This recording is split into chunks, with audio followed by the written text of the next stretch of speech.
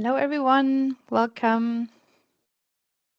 Welcome to this ICARUS webinar. So we'll give it like 1 more minute so people can join us.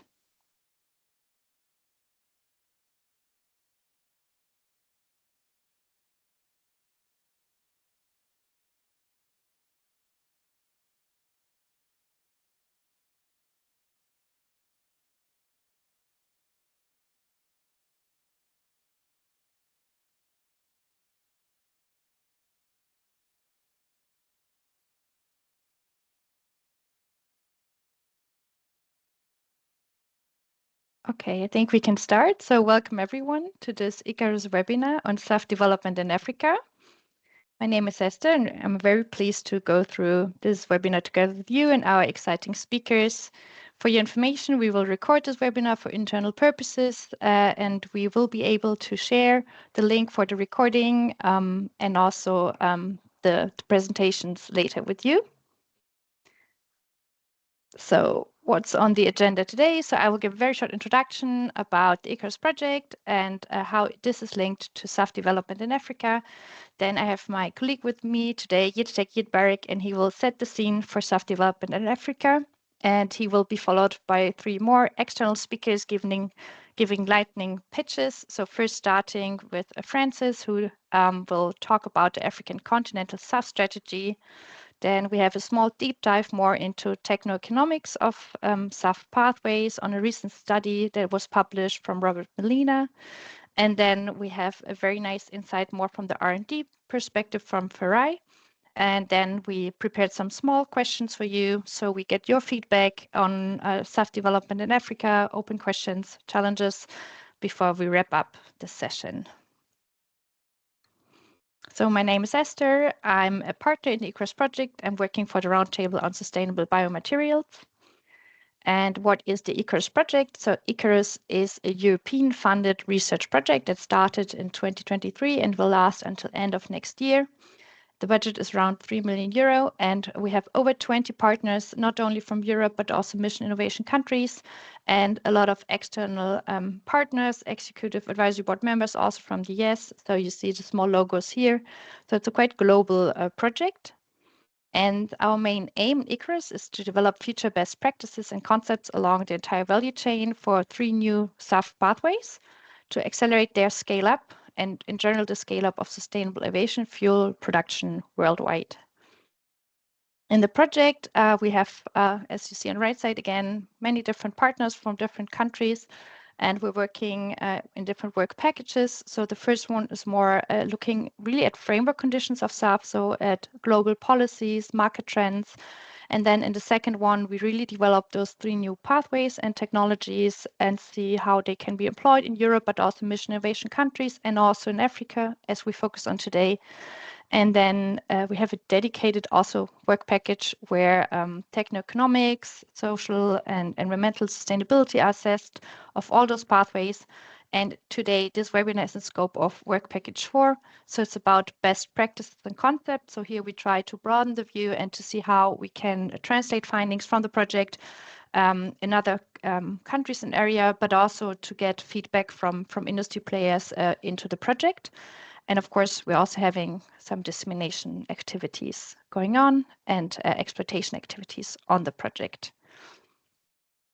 On a high level, what are those 3 ICARUS pathways that we are working on? So the first one is biocrude hydrothermal liquefaction to SAF. So there, biomass is converted into biocrude via a hydrothermal liquefaction process and then upgraded to SAF through a hydrotreatment. The second pathway is isobutanol to SAF, so an alcohol to jet pathway where lignocellulosic sugars are fermented into isobutanol using specific yeast cells and strains, and then they are converted to jet fuel with an alcohol to jet pathway. And the third one is a syngas to SAF process where biomass is gasified to produce syngas, which is then transformed into liquid fuels through Fischer-Tropsch synthesis. So this is just on a high level, so you get a feeling of what type of pathways are in scope of ICARUS. But as you saw, many activities in the projects are going beyond those pathways and trying to see how they can be advanced and adapted on a global scale. So today it's about SAF development in Africa. And just on a high level for you, why does it matter for ICARUS? So I said, really also want to connect beyond Europe to see how new technologies could be expanded, explored in other countries and regions and continents. So we're very happy that we have this discussion today, really getting a bit of the African perspective on R&D and on SAF development. And that's why today we have the session with lightning pitches. So really just short giving some perspectives from different directions on policies, R&D, techno-economics on SAF development in Africa. And good news, all of this will be used. So we are working in RSB at a public study that we will finish until next year, bringing all of those views together to guide SAF development in Africa. So this session is really also contributing to this work we're doing in the project, and that's why we also finish with a live poll at the end. So I'm very pleased to introduce the first speaker, which is my colleague Jutta Tekit-Berg from RSB, and he will help us setting the scene for SAF deployment and development in Africa. So over to you, Jutta Tek. Yeah, thank you, Esther. Good morning, good afternoon, everyone. I'll just share my screen so that I can take you through the setting the scene on SAF in Africa. So, yeah, so I think I have only 15 minutes, so I just have to speed up my presentation. So basically, I'll just provide you with an introduction to RSP for those of you who are not familiar with RSP, and then take you through some of the work that we did in Africa specific to SAF. And then we'll get into the meat of things, looking at SAF landscape in Africa and looking at who the key stakeholders are and key initiatives in SAF space in Africa.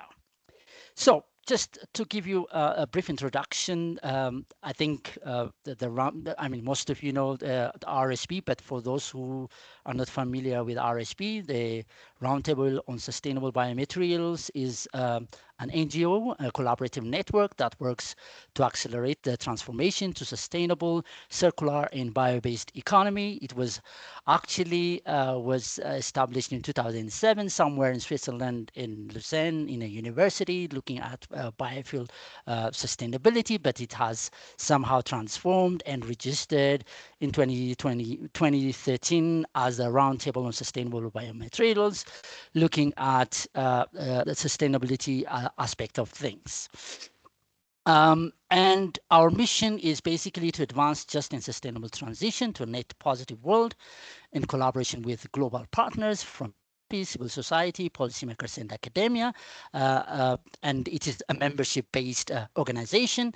And our key activities are mainly focused on these three pathways, or looking at, for instance, in terms of community, we convene our stakeholders via standard development, topic-specific platforms such as the SAF platform, the PTX platform, so that our members are engaged in crafting sustainability frameworks for their specific sectors. We also convene in programs looking at implementing our standards and frameworks via projects and programs, looking at building capacity to drive decision making. And of course, one of the key elements of RSP is the certification the standard. We provide certification systems that enable leaders to demonstrate their products are at forefront of sustainability with associated claims. And as you may know, RSP is one of the certification scheme is one of the schemes that's recognized by ICAO for SAF certification, along with ICC and our Class NK of Japan. Just to give you a broader picture, these are quite, we have more than 150 global membership looking at, from various sectors, be it aviation, academia, NGOs, talking and discussing on sustainability aspects, and this shows how diverse our our membership organizations across supply chains are and across regions, be it Africa, Asia, America, and all other places. And one of the key elements or the foundation of RSP is these 12 principles and criteria where we base our certification standards and our programs with, basically looking at social, environmental, and legal aspects. The ones that you see in brown are the social aspects, looking at human and labor rights, rural and social development, local food security, and in terms of environment, greenhouse gas, air quality, water, soil, and conservation. And basically, just to give you an idea, if there is a company looking at setting up a SAF facility in Africa, we would definitely look into, for instance, looking at principle 6, we have to make sure or to demonstrate, the company has to demonstrate that the facility will not affect any local food security in the region. And if that is not complied, then that company will not, or the product will not be certified.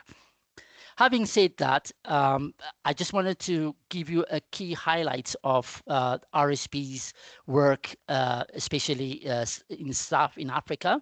And RSP has been quite active in the SAF space in Africa since maybe 2018. So we've been having a lot of work related to feedstock assessment, building roadmaps, and doing capacity building for key stakeholders in Africa. And I just wanted to highlight one of the key, outputs of RSP in this regard. And one of the forefronts that comes in mind is the ASA report, which basically focused on, understanding the sustainable aviation biofuel feedstock potential in sub-Saharan Africa. And this is a study done with EASA and WWF using the RSP's principles and criteria. And as you can see, quite a number of biofuel potential feedstocks have been identified, looking into the various methods, looking at the spatial assessment as to where the hotspots are for these biofuels, looking at energy crops and oil crops. And this has led to a ranking of countries that have a potential for feedstock production for SAF in Africa. And we did a deep dive into one of the countries that was highly ranked for potential feedstock. Here we are looking at bio-based, not non-bio-based. So the study mainly focused on biofuels. So one of the top rankings of this study was Ethiopia. So we did a deep dive and conducted, developed a SAF roadmap looking at potential feedstocks and how Ethiopia could become a SAF producing nation, looking at a 10 years framework with a three-phased roadmap approach, looking at feedstock potentials, conversion technology, uplift, looking at policy frameworks and all that. And based on the assessment we did with the roadmap, we've identified potential feedstocks. And upon completing this SAF roadmap, we did a deep dive to one of the potential feedstocks, looking at carinata, and we did a pre-feasibility study, which is also you can find on our website. And in terms of in South Africa, we also looked into doing sort of a similar roadmap kind of approach, looking at a blueprint for production of SAF in South Africa, looking at potential feedstocks and pathways from solaris, sugarcane, lignocellulosic waste, and looking at the various potential pathways to see South Africa's potential in SAF production. Apart from that, we also looked at the invasive alien plant species as a potential feedstock. South Africa has been having this problem of AIPs, which basically covers about 10% and taking up 6% of the country's fresh waters, which has become quite a challenge. And instead of to eradicate these the invasive alien species, we're looking at developing, a guidance to use these species for biofuel and bioenergy markets, which also looks into self-production.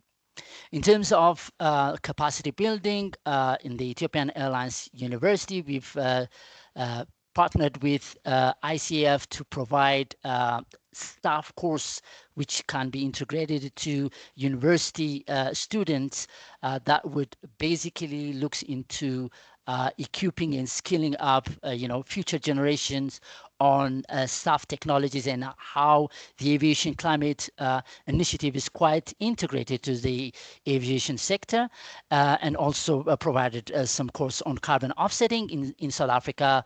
We did a sustainability certification approach for invasive alien plants or species. Currently, we are partnering with Boeing to look into developing a high-level SAF roadmaps for 3 African countries. We are currently at the initial stage, looking at Angola, Tanzania, and Togo, trying to see what are the potential feedstocks, what could be the case study for a potential feedstock, and how that could actually accelerate the socio-economic benefits to the economy, and also looking at the regional approach as to how these countries could play a role in SAF supply chains. Having said that, I think I just want to go into the meat of this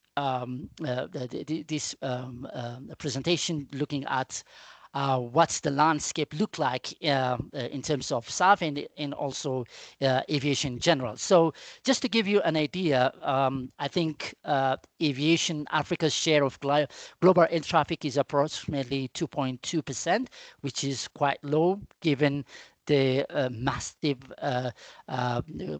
land space and countries that Africa has. The aviation industry is still at a younger age, which needs to accelerate quite a lot. But in terms of economy, the air transport supports about 8.1 million jobs and contributes about $75 billion to the continent's GDP. And in order to accelerate the aviation sector in Africa, initiatives like Single African Air Transport Market, SATM, is aimed at to liberalize the market, improve connectivity, and boost competition. And currently, it has been endorsed by 34 countries, but I think there's one more, which I think Francis or Franklin might also complement on that. So this is something that is being going on to ensure that the aviation industry is progressing in Africa. And there is a projection that in the next 2 decades, by 2043, the aviation sector's contribution to GDP would grow up to 4.9% each year, which is quite massive, which contributes about $190 billion in terms of economy. But compared to global average, I think it's still below par, but at least it's showing a massive leap towards reaching out to the global stage. What are the main challenges that the sector faces in Africa? Of course, insufficient investment in aviation sector, inadequate infrastructure, and protection of national careers. And one key point that I want to also emphasize is that for Africa to integrate and have free trade within itself, the one and forefront option that we have is the aviation industry, because at least in each African country there is either airstrip or airports that can actually transport goods and services that are not quite feasible with other mode of transport such as railway and road transport, which are still at underdeveloped in the African context. When it comes to SAF, of course, the ICAO has established a net zero target by 2050, and quite a number of Africans have endorsed it, and they're looking at how to develop and integrate SAF into their policies and strategies. And the role of AFCAC and AFRA in promoting this is quite important, and they have been doing quite an impressive work in terms of putting in SAF in their mainstream and quite a lot of capacity building and awareness and strategies being developed not only in country basis but also on regional in continental aspects, which I think Franklin and Francis would provide further emphasis into it right after this presentation. And if you look at this latest ICAO tracker of SAF facilities, you can see that Africa, there are quite limited initiatives in Africa. You can see that there is one in South Africa. I think Sasol is doing something with FT technology. There is one in Kenya, which is almost looking at looking at HEFA, using UCO and Castor. There is also one opportunity in Egypt looking at co-processing, and some in West Africa. I think Cote d'Ivoire is also looking at potential feedstock and refinery in SAF. So compared to other parts of the world, you can see there is still a lot to do in Africa. And with the projection that we have for 2050, Africa, in order for Africa to have a contribution of about 1 or 2% of SAF production by 2050, it requires more than 150 refineries in Africa, and that's basically shows you that there is quite a lot to be done in SAF development in Africa. Who are the key stakeholders? I think definitely government, regional organization, international organization, financial institution, and private sectors are the main key stakeholders in driving SAF development and deployment in Africa. Of course, when you look at government, the CAs are the main actors in this regard, looking at also other government ministries such as environment, energy, transport, and petroleum suppliers. In terms of regional organization, the AUC, AFCA, COMESA, regional economic communities, and AFRA play quite a huge role. And of course, this is something that would definitely drive that regional cooperation. International organizations such as ICAO, IATA, EASA, looking at the developing feedstock assessments, feasibility studies, and capacity building along those lines, which is quite encouraging. Even the last 2-3 years, these institutions have been quite active in sort of promoting the SAF development in Africa.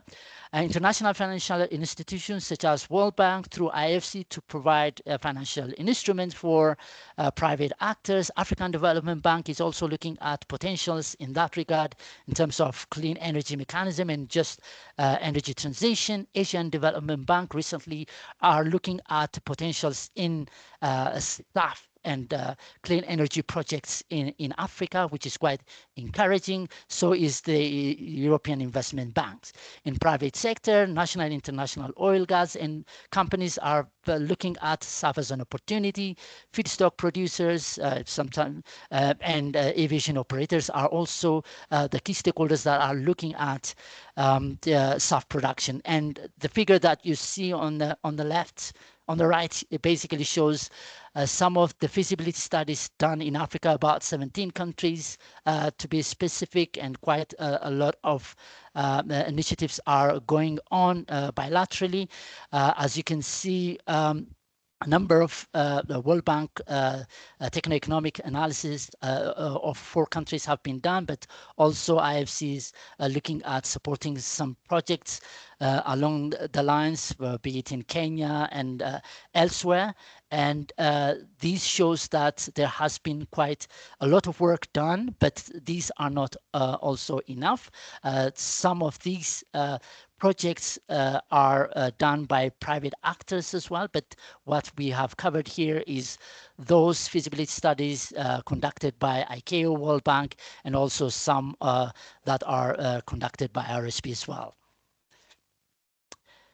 So in summary, I think one thing that we sort of could conclude that is that there are no SAF facilities currently in Africa, but there are initiatives in South Africa, Kenya, Nigeria, and Egypt, which basically indicating there is a potential for SAF production in the continent. Egypt is looking at co-processing, so is Nigeria. South Africa is looking at FT, and Kenya looking at HEFA pathways.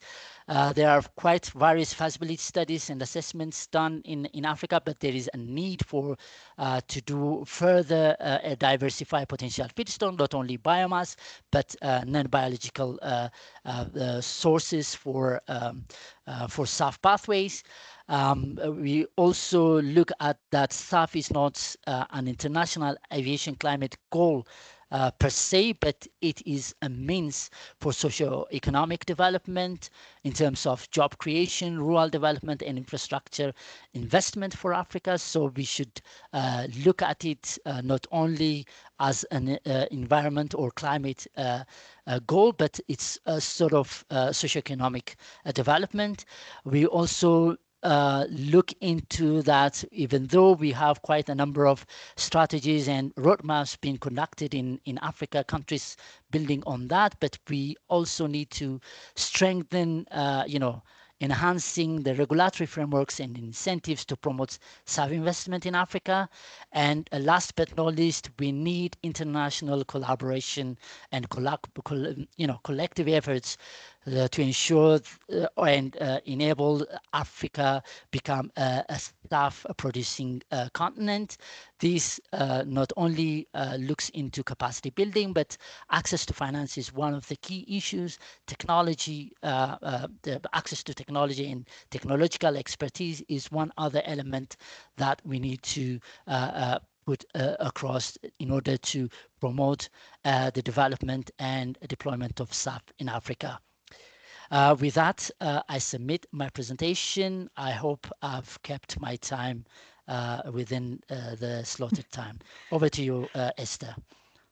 Yes, thank you so much, Yitzhak. I know it's very hard to compile all of this information in 50 minutes, so thank you so much for giving this super, super nice overview. And I'm very pleased to hand over to our second speaker, who is Francis Mwangi, and who just, joined us last minute because another speaker couldn't make it. So thank you so much, Francis, for being here today. So Francis is the Vice Chair of ICAO Kenya CAAP and is currently pursuing his PhD at the University of Hasselt. And he will give us a snapshot into what's happening when it comes to policies, specifically looking at Africa's continental strategy for SAF development and deployment in Africa. So welcome and thanks again for being here, Francis. Thank you. Can you see my slide? Yes, we see them well. Okay. Thank you very much. Yes, I was invited as a last minute to do the presentation, and I'm happy. Franklin is not feeling well. He is in hospital, but he is managing it. So I'm going to present the African continental strategy, which most of my colleagues, I'm seeing Farai and also Yitzhak also contributed. First, to look at the global scene is that why we are doing this is main aim is to lead to decarbonization of aviation. So that's why we need to have as one of the key targets, which we are targeting under ICAO. And currently we need about 23 million tons of clean energy to be able to meet the LTAG report. And also this is in line with the Clean Energy Initiative, where I was approved in Dubai of 5% reduction using SAF and LCAF. At the global, I think where we look at for Africa is to see that the initiative under AXAP, where we have a lot of feasibility study ongoing. And also we see that we need about 53.9 billion liters which if you look in terms of costs, is almost 1-to-1, 53.5 billion USD required. So you can see a lot of financing is required. In terms of Africa, Citatech has already explained, we see there is not much which is being done in Africa in terms of production. Right now is almost of the study. So from African perspective, we need about 10 million tons of jet is consumed in Africa. And in 2024, we had only 0.1% contribution of SAF to SAF aircraft for African aviation. And by 2030, we see if we are to agree with the 5% reduction of CO2 using SAF aircraft, we need about 23 million tons. By 2050, we shall require about 380 million tons of SAF aircraft. And this will be promoted because Africa is still growing. We are saying traffic is still growing at an average rate of 4%. And indeed, right now, it is almost now increasing almost 5 point something. So we see there is a lot of great potential. So in terms of strategy, this strategy, African continental strategy, was developed through the approval of AUC team, that's the high delegation from AU, which first met in Zanzibar in Tanzania. And this report was done by up to December and was approved in the extraordinary session of ministers in December 2024. In terms of adoption through the AU summit, it has to follow the AU policy level process, where it was approved this year. The AU summit, the ministers approved it in February this year, and that is why it's under implementation. Currently, there is making of SAF policy guideline, and already there is a team currently in Mombasa doing that as we speak. The other item is in terms of how is this strategy. One is the main aim is to promote sustainable development for African aviation using both SAF and aircraft. And the strategy is to bring issue to do in advancing development and production and also deployment within Africa. And this one, we are looking at it through regional cooperation and creating of economic opportunity through our stakeholder, and it is grouped into 3 timelines: short-term, medium-term, and long-term, where all African stakeholders are involved. And the target is to do production of between 2 to 5% of CO2 reduction by using the SAF and aircraft. And in the long term, we expect to have 75 to 80% of SAF and aircraft to be able to decarbonize African continent. And this one is using the different hydrogen HEFA process, as Yitatech has said, and also which Professor Robert will also explain in the next slide. So I will not go deep dive already. Yitatech has already explained there is a lot of initiative going on between Nigeria and other African countries, South Africa. In Kenya, if I can speak, there is already a study which was done in feasibility in 2018, and now currently there is a assessment of oil refinery, which we expect the report to be done by this year. And there was also some test flight by Kenya Airways in 2023. The rest is, as Yitatech has already explained, all the initiative going under Ethiopia. There is also Egypt, which also will be explained later. So the key here, we are saying in terms of pilot approach, we need to have to prove a model building on work already done, because already there is already now so many studies done. So there is need now to develop African regional SAF hub, where we can have a lot of value chain with the stakeholder, and also maybe having a regional SAF hub to quantify impact in terms of economics, that is job creation, foreign exchange, in terms of benefit from environment, financial in terms of what finance are we required to get. And all this, the key message here is we need a low risk, high impact starting point that can be created across other continents. This one will create ownership and buy-in. In terms of looking forward, we need to be part of 5% CO2 reduction by 2030 using SAF aircraft in Africa. And we expect by the next CAF3 meeting, which will be held in 2028, currently Africa is not producing, as you can see in the map. We want to have something being produced. This green dot is all the initiative we are doing in Kenya, but we want to have full production happening very soon. So call for action is to have financial commitment, that is specific financing should be established, and also technical assistance continued collectively through collaborative technical expert and having bankable SAF project. And at this moment is to have a proper planning and execution. Thank you very much. That is the end of my slide. Thank you. Thank you very much. Thank you so I hope much, I was Frank. within my timeline. You were, and you were catching up time for us. So thanks also for this. And thank you very much for giving this nice short overview of what's happening with the continental strategy.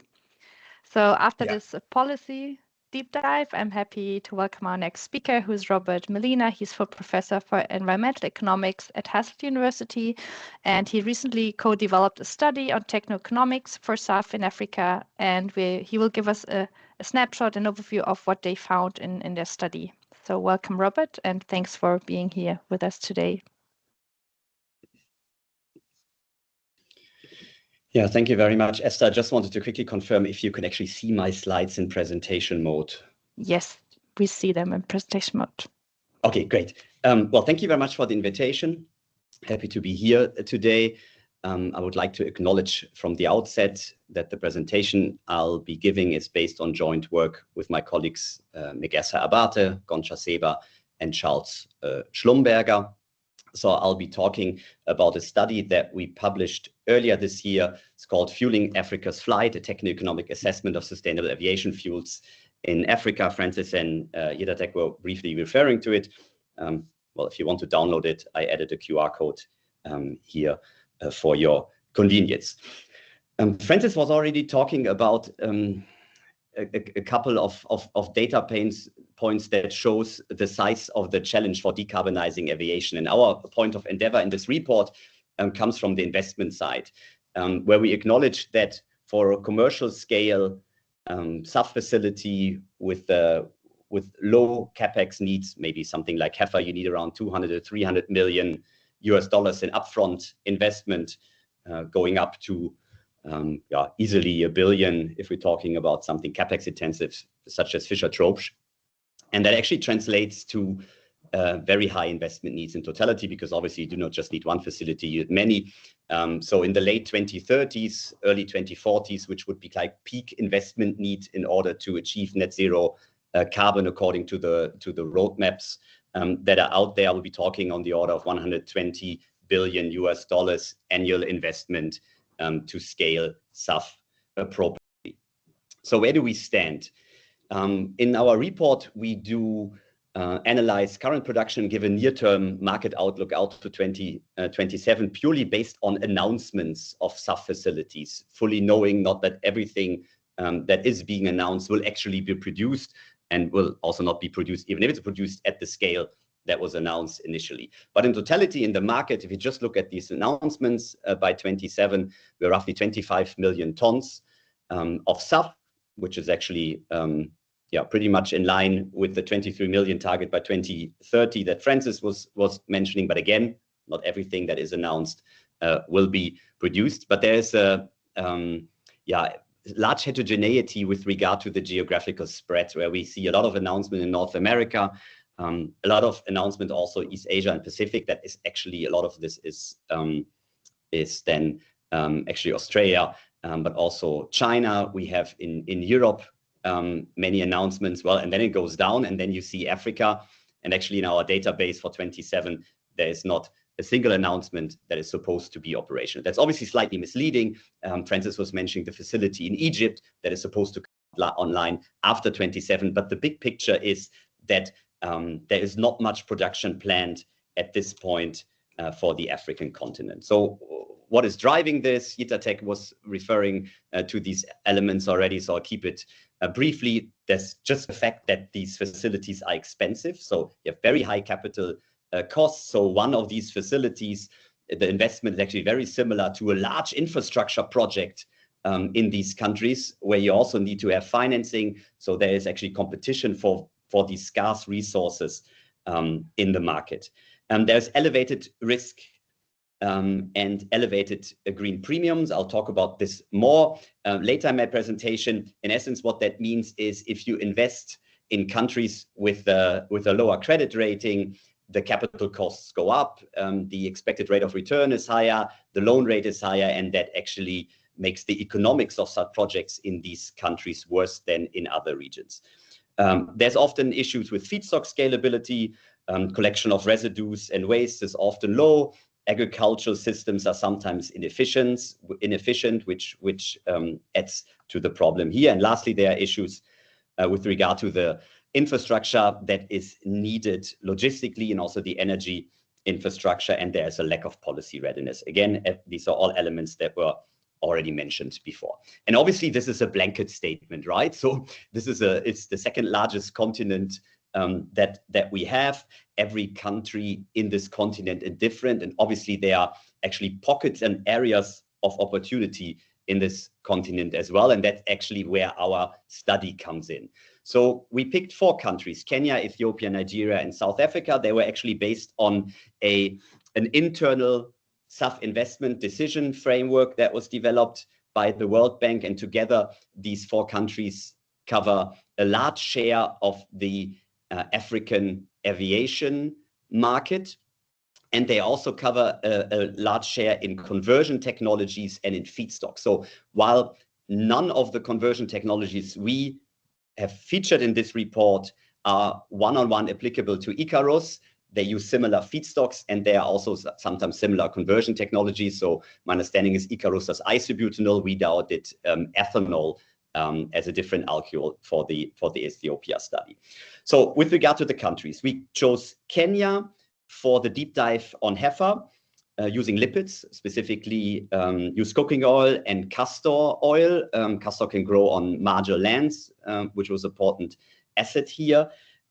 We pick East Africa because of the large availability of these feedstocks, these oils in this region, and we pick Kenya for several reasons: leadership in decarbonization ambition. Nairobi is an important economic center in the region, also with a large presence of international actors, corporations, but also international organization. We have Jomo Kenyatta International Airport, which is a regional hub with, actually for the size, a relatively large presence of international carriers, which is important for potential offtakes from international carriers.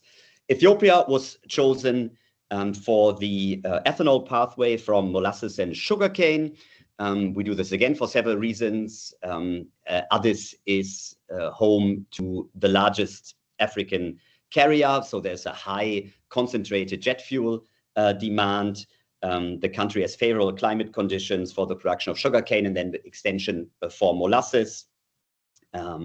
We have MSW as a feedstock of interest for Ethiopia, given especially the large quantities of waste in Addis that is currently landfilled and could be a potential low-cost source of feedstock for SAF production, while acknowledging that obviously MSW as a homogeneous feedstock has some issues. But MSW is particularly relevant in the context of developing countries because these countries often fail to collect waste entirely or just dump it in landfills. We chose Nigeria because it is one of the few countries in sub-Saharan Africa where jet fuel actually is currently produced. You have the Dakota refinery as a modern refinery, so we look at co-processing here of a generic set of lipids. So you know the Nigerian air transport market is actually quite fragmented, lots of small carriers, but in totality it's still a major African aviation market, and its biggest airport lies less than 100 kilometers away from this refinery, making the logistics here actually feasible. And then lastly, for South Africa, there we actually chose power to liquid as the pathway of interest. That does not mean that there are not other opportunities in South Africa. We also wanted to look at power to liquids, and given the ambition that South Africa has on the green hydrogen side, it seemed like a good case here. There's also on the carbon side, obviously, a technology leadership on the Fischer-Tropsch conversion. And although the aviation market in recent years is not as strong as it was, it's still one of the largest aviation markets in Africa. So what do we find? So we explore potential for these 4 countries, and you see them here, and I will not list them all in detail. So for each of these countries, we looked at what could be produced, how much of the jet fuel demand domestically could be served, and then ultimately also how much does it cost. And the bottom line with regard to how much does it cost, and it will not surprise you, is that for all cases that we look at, the price of SAF that we estimate lies above the price of conventional jet fuel in these countries, so conventional Jet A1. And in most cases also above the current SAF world market price. Most cases because co-processing Nigeria actually under certain conditions could actually lead to a SAF price that is close to the average global SAF market price. So why is that? What drives up the costs of SAF in these countries? Well, it's actually these risk premiums largely that I talked about before, because they drive up capital costs. So we looked at this first generically and then in detail per country. So this is a figure from the report where we show the minimum selling price. That's jargon for the costs of the fuel. If the fuel is produced in a certain country for different conversion pathways and different feedstocks. And we do that for 2 cases. The light blue bar that you see is the fuel selling price if the fuel is produced in a country with a very strong credit rating, like most European countries, I don't know, maybe Germany, AAA. And then the blue bars, that is the minimum selling price, the cost of the fuel, if the fuel is produced in a country that has a lower credit rating. So in this specific case, we went with B-, which is a credit rating that is prevalent in many developing countries. And you see that depending on the conversion technology in the feedstock, that roughly that the price in these lower credit rating countries is roughly 1/6 to 1/3 higher than in Europe or in the US. And that is obviously an issue because you see there's no level playing field. The difference comes purely from the difference in the country risk and the difference then in the credit rating. So we did a deep dive for all 4 countries here as well. I'm showing the results for Kenya now. So for Kenya, in the castor oil case, it's the more expensive one, right? As an oil that actually, well, you have to grow, you have to harvest it. Used cooking oil is much cheaper, but for castor oil, our well, baseline estimate is $2.60 per liter for 4,000 barrels per day castor heifer plant with a Kenya-specific risk profile. And that compares to roughly $1 per liter for a conventional Jet A1 price in Kenya. So if we were now able to de-risk the investment in Kenya to levels that are prevalent in the US or in Germany or in France, we would actually end up with a price that is 24% lower than the 2.6 US dollars per liter at $1.90 US dollars per liter. So that is then the hypothetical case of the de-risked investment in Kenya. And then the difference is the normal or standard green premium gap that you would also have in other countries. And what we need to try to do now is to come up with measures or policies or instruments that close the risk gap and reduce the green premium to the extent possible. So for this, we did a more detailed study on Kenya, not for the other countries, but specifically for Kenya, where we actually worked with financial actors and tried to understand how different financial measures, but also policy measures or commercial measures, how that might impact on the selling price of the fuel. So we looked at faster depreciation, on tax breaks, the impact of strong offtakes, concessional loans, loan guarantees, and so forth and so on. And you see in this waterfall chart how we gradually, by stacking up the different measures, we reduce the SAF selling price, in this case, castor oil in Kenya, using the heifer pathway, to levels similar to the SAF world market price. So again, we do not get it down to the Kenya Jet A1 price, that is actually true for SAF in general, right? Jet A1 from conventional jet fuel is still the cheapest way to power your aircraft, but we do get it competitive with other SAF markets globally. So zooming out again and wrapping up my summary of the report, so we have 6 recommendations in the report. They go beyond the pure financial elements. So the first one pertains to feedstock. Feedstock management is actually crucial, and governments need to prioritize sustainable and cost-effective sources such as waste oils or oilseed crops that can grow on marginal lands. So developing local supply chains, and Jutta Tech was also talking about, is actually key, and it also can create rural employment and improve economic resilience while minimizing competition between food and fuel. Policy frameworks play a critical role in SAF adoption. Our waterfall chart also shows that clearly, and they are ultimately also needed in order to be able to attract investment. It's hard to envision having a project deemed bankable without policy support. Book and claim mechanisms, they can also help, and they can help you in this context of developing countries by bringing international stakeholders that can support SAF production by purchasing SAF credits, reinforcing global collaboration. R&D investment through pilot projects and international partnerships can optimize SAF technologies, lower costs, and ensure a fair benefit distribution. Multilateral development banks, like the African Development Bank, but also the World Bank, should get involved in the SAF space. They can provide, well, direct financial support, which is a benefit, but also by bringing in, they lend credibility to these SAF projects beyond the actual financial contribution. And lastly, especially given the high financing needs, public-private partnerships will also ultimately be needed to raise the necessary capital to scale SAF production in Africa. And that's wraps it up, what I wanted to say. So thank you very much. Thank you very much, Robert. It's a very insightful report and very well illustrated also. I really like this approach showing how different measures can bring down price. So very, very interesting. Thanks for sharing it.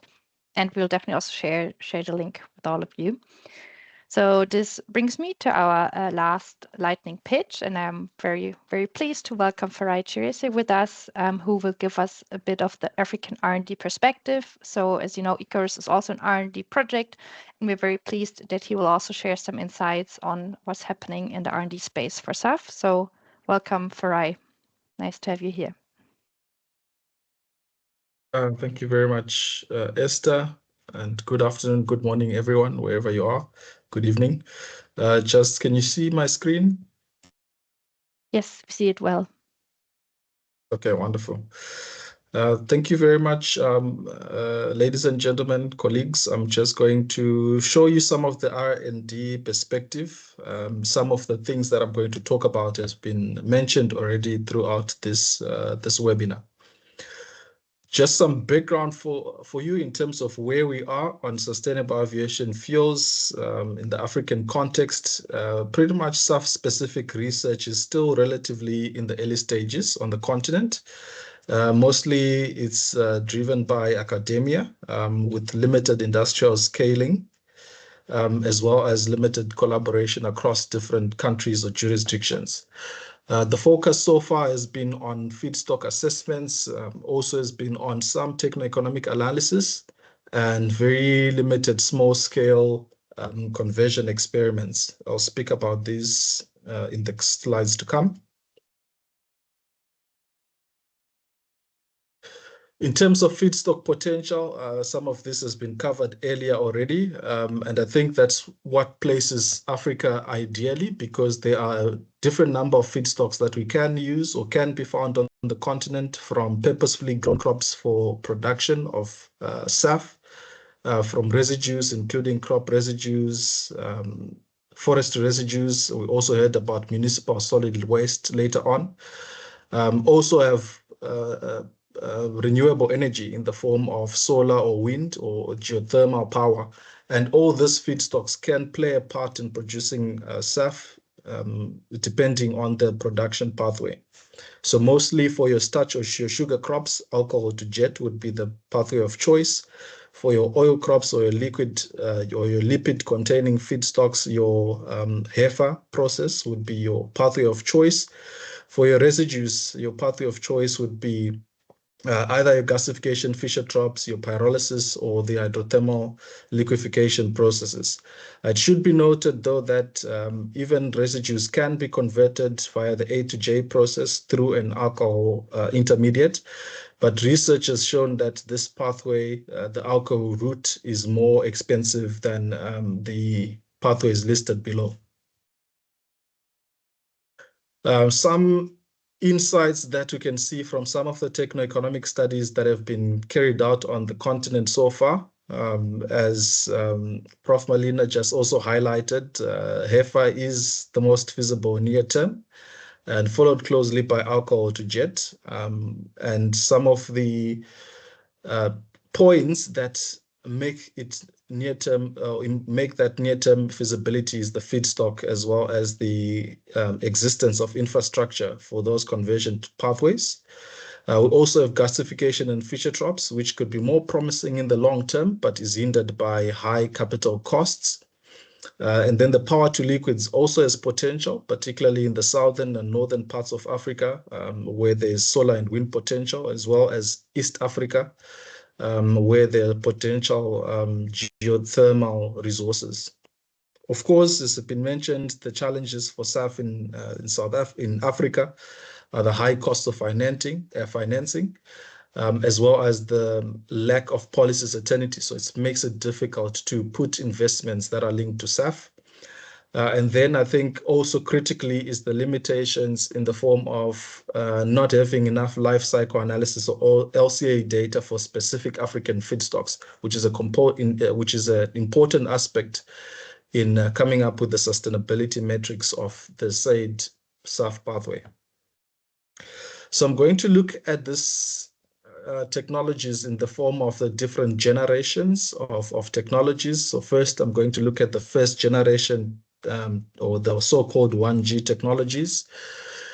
First, looking at oil crops or the lipid-based feedstocks. So this would in turn mean your feedstocks like castor that have been mentioned, jatropha, etc. So across the continent in various countries, there are small biodiesel initiatives, mostly focused at producing what is called the FAME biodiesel, or fatty acid and methyl esters. So there isn't any upgrading of that biodiesel to a hydrotreated vegetable oil, or HVO, or green diesel, or renewable diesel, as it is known in other places like Europe and America. And certainly there's no upgrading of this oil to sustainable aviation fuels. There is an interesting case in Kenya, a startup called Blériot Group, which are in partnership with Kenyan Airways, that are conducting some SAF R&D from producing SAF from lipid-based feedstocks, looking at the HEFA process, which is one of the examples of some of the private sector innovation and partnership that we are seeing across the continent. In terms of the sugar or starch-based feedstocks, the alcohol to jet, look at it from two feedstocks. So I tried to link it with the theme under the ICARUS project. So ethanol stands to be a very interesting feedstock of choice because of several reasons. One, it is produced in several African countries. So it is the lower cost route or lower cost alcohol to produce with a very mature conversion process. So very limited risk in that. And because of ethanol being produced in a number of countries, there's a potential there where we can do a hub production in terms of SAF. So where we can have ethanol SAF centers in different parts of the continent, in the southern hub and eastern hub, potentially a central hub and a West African hub. It should be noted that although ethanol has been developed and being produced on the continent for several years, in some countries it has not really picked up because of various issues. Some of those include supply chain and feedstock supply chain issues. They also include the absence of the necessary incentive mechanisms or subsidies to support those production. So when the countries need to start moving towards SAF, we need to look back at some of those issues that have not worked previously, so that the SAF value chains that are going to be designing for the future are actually implementable. Isobutanol is also another possible feedstock that can come from this sugar or starch-based feedstocks. The challenge with isobutanol production is it's currently a high cost of production, which is due to the separation processes. So when you produce isobutanol currently, you have low concentration of the butanol in the fermentation broth, so as well as some impurities. So the amount and the type of separation techniques that you need to apply make this a very costly process. However, it could be more suitable in the long term by developing more efficient and low-cost downstream separation processes. In terms of the alcohol to jet process, I'm going to give here an example from South Africa with PetroSA. So PetroSA is a state-owned company which was a natural gas to liquids facility. I say was because it is currently mothballed as they ran out of gas a couple of years ago, around 2020. However, PetroSA have a research center at the University of Western Cape in the country, in South Africa. And at that research center, the innovation center, they have a pilot plant for what is called the COD process. And the COD, what it entails is a conversion of olefins to distillates. For those who, to put that into context, when you are looking at the alcohol to jet process, it involves at least 3 major steps. The first step is the dehydration step, which is removing the bound oxygen in the form of water from the alcohol. And then the next part that you need to do is the oligomerization process, where your alkenes or olefins that are produced by the dehydration process are essentially stitched together to make longer term molecules. And then these longer term molecules in the final step need to be hydrated and then separated to produce the jet range molecule. So as part of the COD process, or the COD process is essentially an oligomerization type of reaction. And it is therefore an opportunity in terms of prioritizing R&D to look at using this COD to convert bio-based olefins, such as those that could be produced from alcohols. As I mentioned earlier, the olefins can be produced from alcohol dehydration. And there is an interesting case when you look at the type of alcohol that was used in the dehydration. So your higher alcohols like isobutanol, higher alcohols, I just mean these are alcohols that have a greater number of carbon atoms, are more suitable for the COD processes than those from a lower alcohols like ethanol. So to just give in perspective, ethanol has 2 carbon atoms and isobutanol has 4 carbon atoms. So the process of conversion in bringing or stitching them together in that oligomerization, as I mentioned earlier, is much more easier for the isobutanol derived olefins than the ethanol derived olefins in the COD process. So there is quite a lot of potential here in terms of blending the fossil know-how with biofeedstock innovation, also noting that this facility has other expertise in also hydrotreating of olefins and distillates, as well as separating or fractioning them into different compounds. Looking into the second and higher generation pathways, of note is the gasification and Fischer-Tropsch process, which takes into account feedstocks including agriculture and forest residues, municipal solids waste again. But what we see in the African context is that most studies on gasification specifically, as well as the applications for gasification, have been for electricity generation, so not the liquid production, which is the later part of the Fischer-Tropsch process.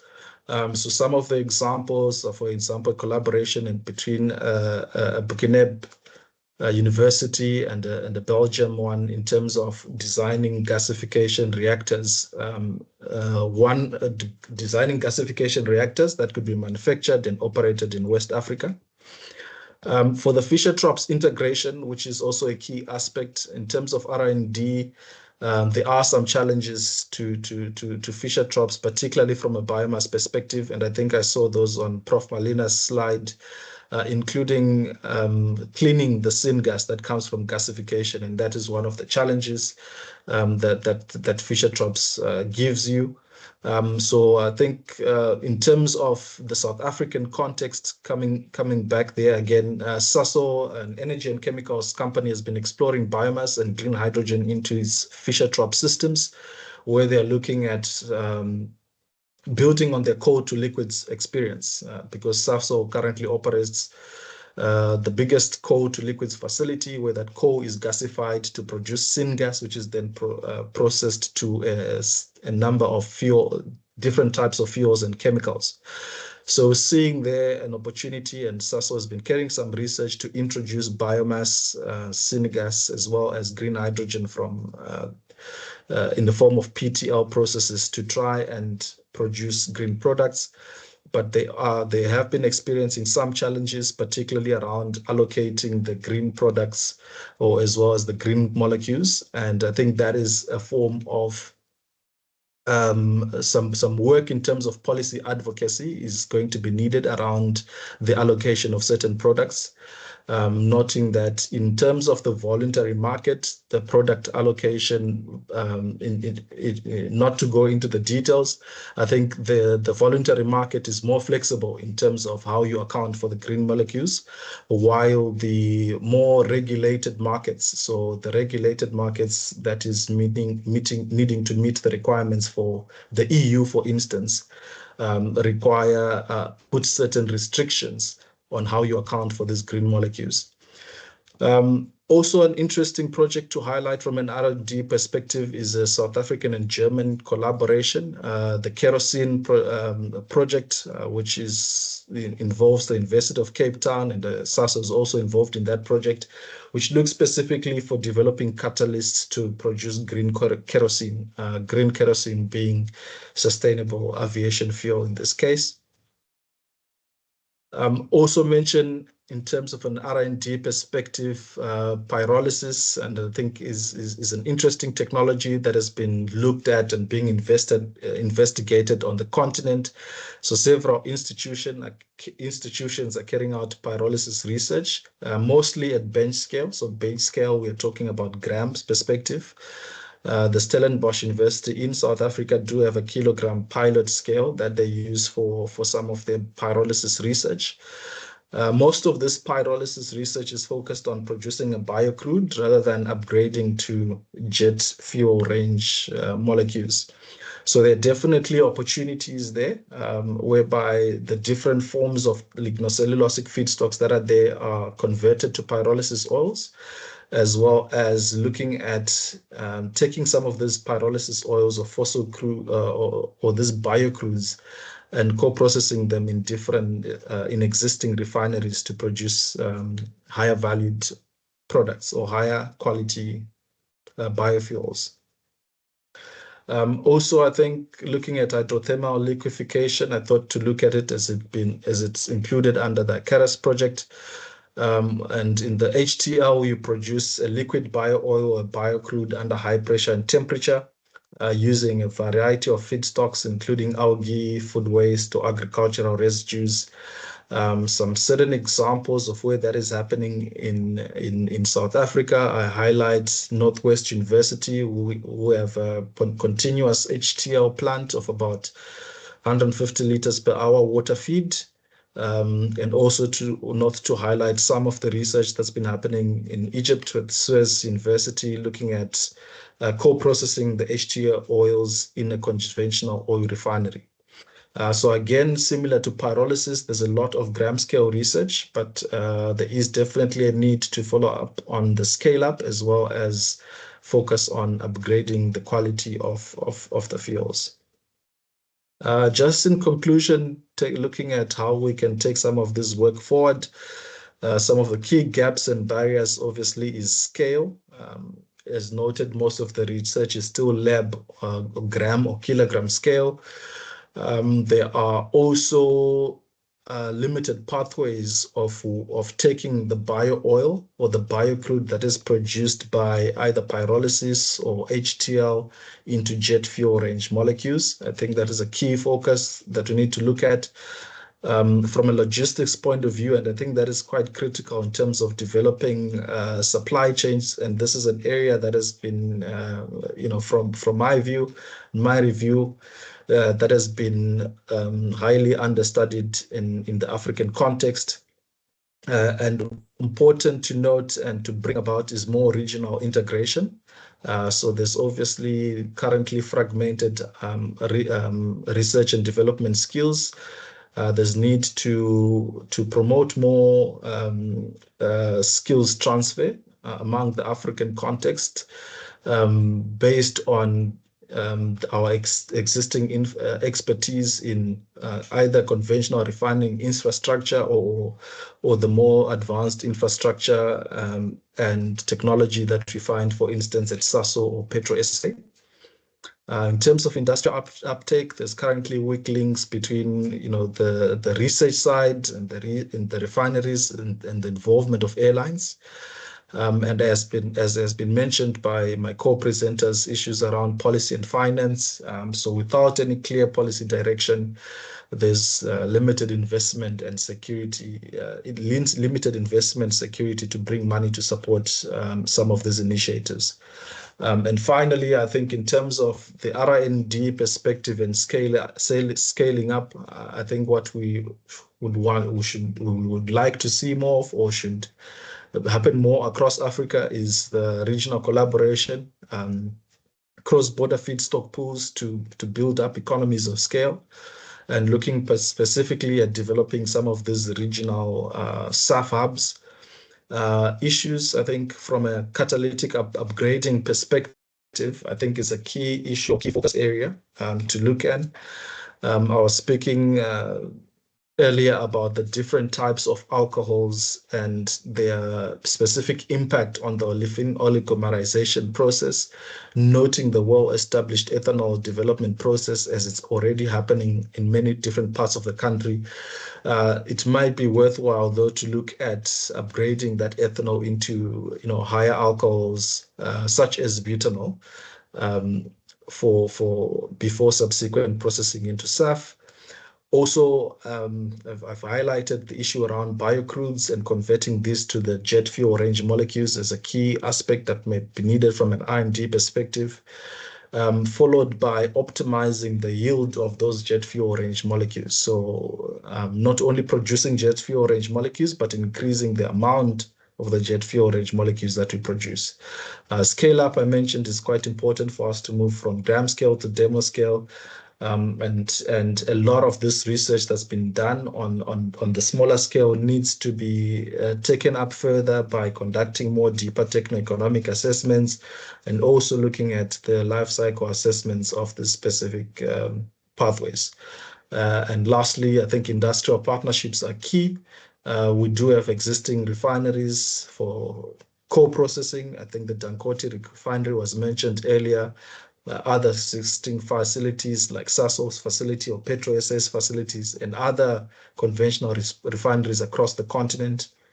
And really the need to bring that gap between the smaller startups and smaller SMEs and the bigger players in the value chain. For instance, I mentioned earlier the Blended Group partnership with Kenya Airways.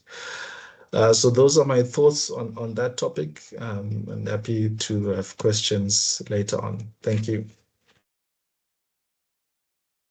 Great. Thank you so much, Farai. This was a very impressive overview on the R&D landscape. I really liked you went into the different pathways, also making links to projects, to industries.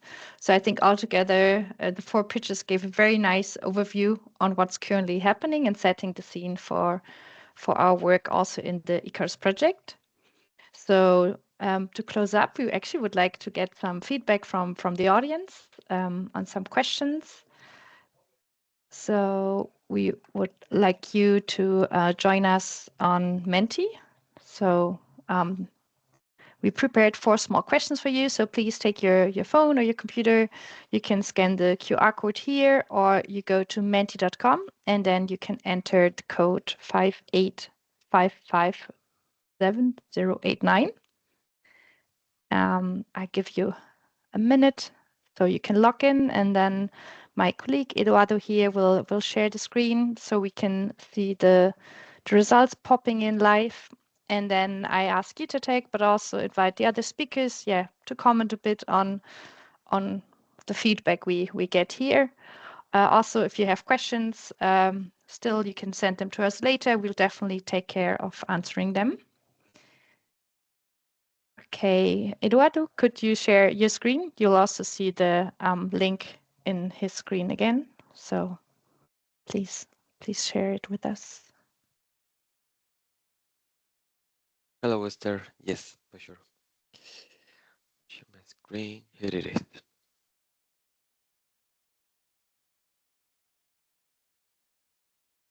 Okay. You to take. Do you want to give it a go?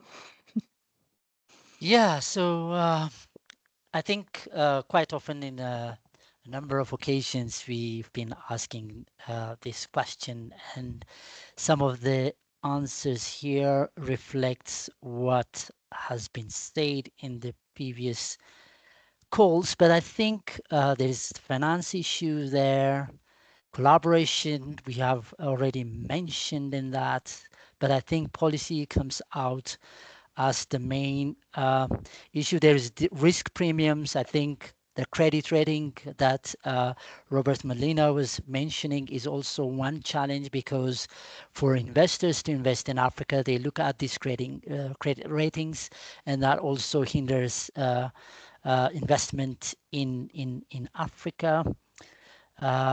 Cost infrastructure trust, for sure, that is also one element that has been really one of the challenges. What else? I think these are the main one. Feedstock logistics, that's also one key challenge that we see in Africa. Yeah, I think all the challenges mentioned here reflect what's happening in Africa, and the ones that I mentioned are some that are highlight the scenario here in Africa. So yeah, let me just give it 1 or 2 minutes, and then we go to the second question. Competitiveness. I think we can move to the second one. I think this was the easiest one because we heard a lot about the challenges. Exactly. So I think we can go to the next one and want to hear a bit about the opportunities that you actually see.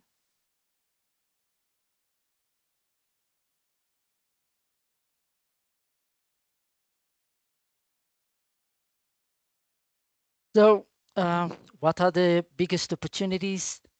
Of course, Africa has a huge land mass, and one of the prominent opportunity that we have is the potential for feedstock, be it bio-based and then bio-based, and also raw materials.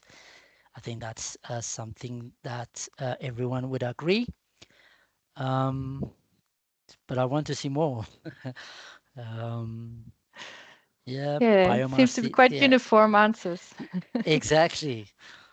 So biomass, okay, workforce, yes, that's still resource. What else?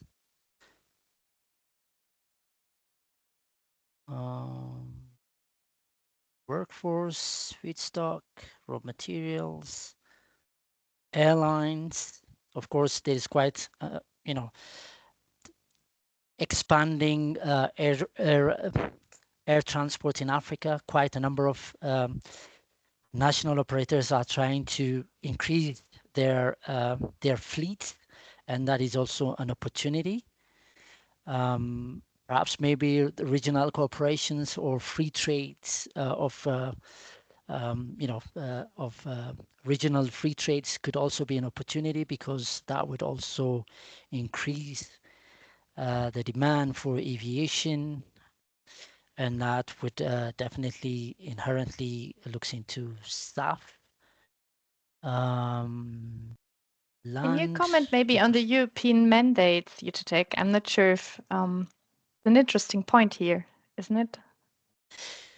Yeah, it depends on what perspective the European mandate would actually be an opportunity. Of course, from fetus for production side, of course, there will be that mandate which actually puts airlines to use a certain amount of SAF, which basically can be sourced from Africa. That could also be one opportunity, but it depends on how you see it, right? Because there will be quite a lot of investment going into an Africa for, because quite a number of African airlines are fly to Europe, and in order to meet those European mandates, there is a need to uplift SAF, and inherently that would also imply that there needs to be SAF production in Africa. Cheap hydrogen for pathways such as PTL and other advanced technologies. What else? SATM also provides an opportunity where markets are liberalized, and airlines have that flexibility to uplift SAF from anywhere in Africa, not only African airlines, but international airlines as well. Yeah. I think that gives a good overview. Also, like booking claim mentioned here for financial incentives. And yes, so I guess we can move to the next question. So we mentioned several times, this is like a kickoff webinar for the study we're working on about SAF development in Africa. And we would like to ask you to rank a bit. What do you think? What would you like us to do in the study to focus on? Which areas you think are most interesting for you from the perspectives? So please just, use those suggestions. If you have others, please put them in the chat. And then, we'll give you 1 to 2 minutes to do this ranking, and then hopefully see what's most interesting for you.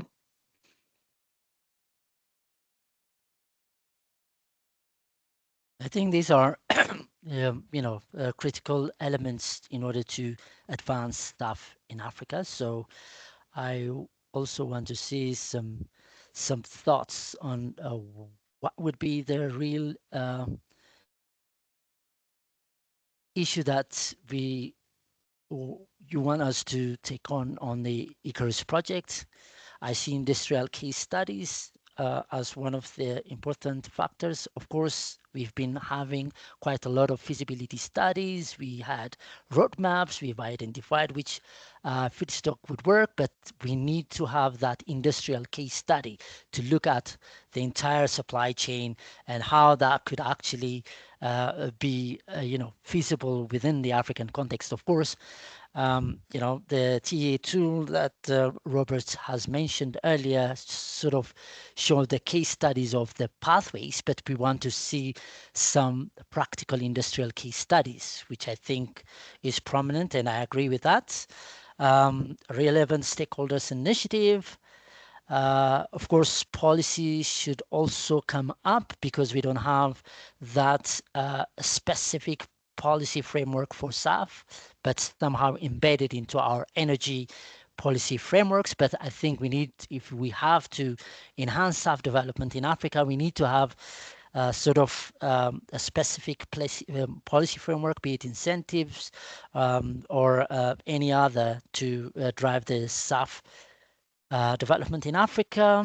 And then capacity building also there, current SAF development landscape. I think these are quite relevant topics I think would definitely contribute to the advancement of SAF in Africa.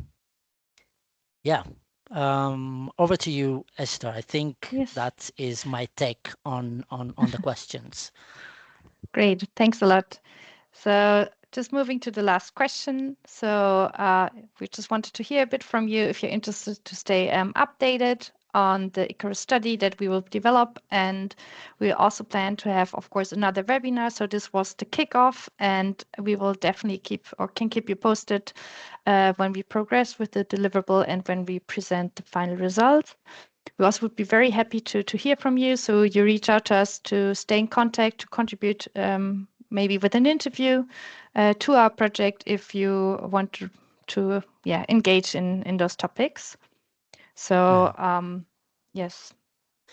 Yeah, I agree. I think in order to have these progressing well, your inputs are quite valuable, especially from the African perspective, because oftentimes, we lack that contribution as to what is on the ground in Africa. So in order to showcase and really show what is going on or what is on the ground in African content, I think your expertise view is very, very important, and we will be very much happy to have your insights as to how to drive these and make it more an implementable kind of project that can actually, enhance SAF development in Africa. Great. All right. So that brings me to the end of this webinar. First of all, thank you so much to all our speakers, also the last minute speaker, for your contributions. They were very insightful, setting the scene on SAF development in Africa and for our ICARUS work. So as an outlook, we have one more webinar coming up in this small series, which is more looking into sustainable certification, looking at novel SAF pathways. So because we're developing a guidance also for new SAF pathways, how they can be certified sustainably. And as mentioned, the work will start now on the SAF development in Africa, and we'll keep you posted. So the final study is expected to be ready by the end of the project next fall, and we promise to have another webinar. And yes, if you would like to get in contact with us, with the speakers, please reach out to Yitek or myself, and we're happy to follow up and to answer any questions you might have. Okay, I think that's it from our end. Thank you so much for joining us, and we hope to see you in the next webinar, the latest. Yeah, thank you all.